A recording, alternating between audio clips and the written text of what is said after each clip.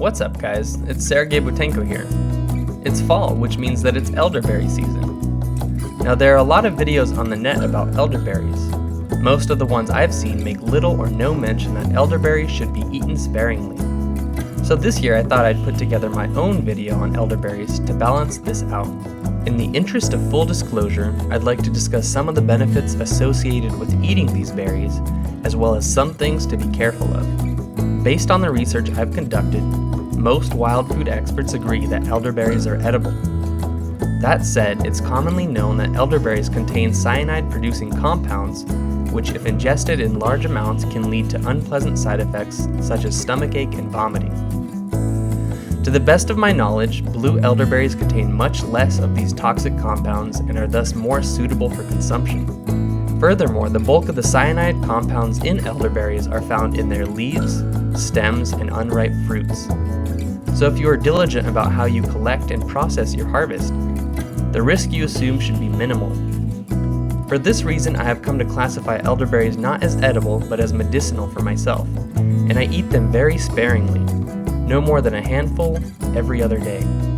By now you may be thinking, why on earth would I eat these berries after hearing that they contain cyanide?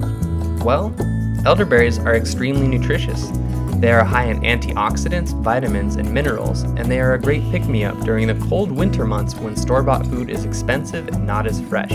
The fact that they are slightly toxic is not unique. Most foods, if eaten with reckless abandon, will cause some unpleasant symptoms. For example, apples, cherries, almonds, and peaches contain trace amounts of cyanide. But since we eat these foods in manageable amounts, and we have a liver and kidneys to help us eliminate toxins from our bodies, most of us will feel no ill effect from eating these foods from time to time. In practice, I have eaten elderberries many times and felt great. It is only when I decided to use them as a staple ingredient in my green smoothies that I experienced my first stomachache followed by an urge to throw up. Since then, I've learned my lesson and only eat a little bit at a time. If I choose to add them to smoothies, I do so very sparingly, about half a cup or less. Most of the time, however, I just eat elderberries in their raw, natural form. With this video, I am not trying to convince you to eat elderberries. My goal is simply to share my own experience and provide you with a more rounded view of the subject. That said, the first thing you need to do when harvesting elderberries is find some elderberry trees and pick some berries. If by this point you still don't know what elderberries look like, please visit my website sergeyboutenkos.com, where you will find a wild edible app that will help you identify them. Some elderberries are going to be hard to reach. For this reason, it is helpful to have a ladder or something tall to stand on. In this case, I used my car with a paddleboard on top of it. There are two main varieties of elderberries, red elderberries and blue elderberries. The dark blue variety is much more suitable for food. When you eat elderberries, make sure they are fully ripe. I make an emphasis on the word ripe because, as mentioned earlier, unripe green elderberries have a higher cyanide content and can upset your stomach.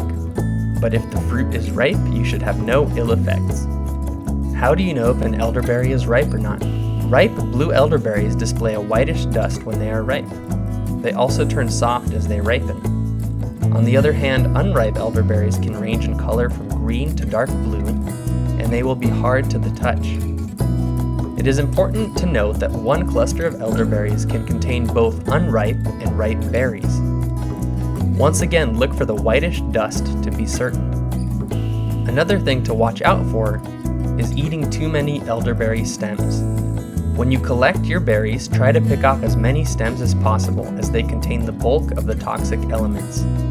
I watched a great video about elderberry preparation by Green Dean from eattheweeds.com. In this video, Dean mentions that if you freeze elderberry clusters, i.e. the branches, leaves, and everything else, the berries come right off the stems.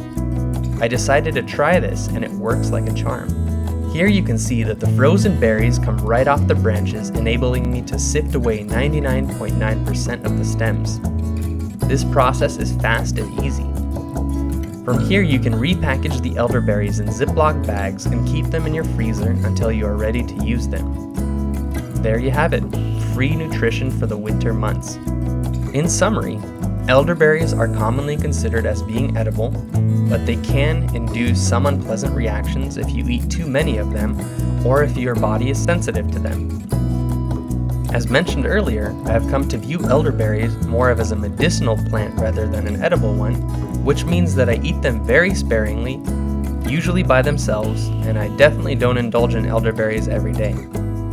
What you choose to do is completely up to you. As always, I recommend that people approach all new foods with a degree of caution, because you don't yet know how this food will affect your body.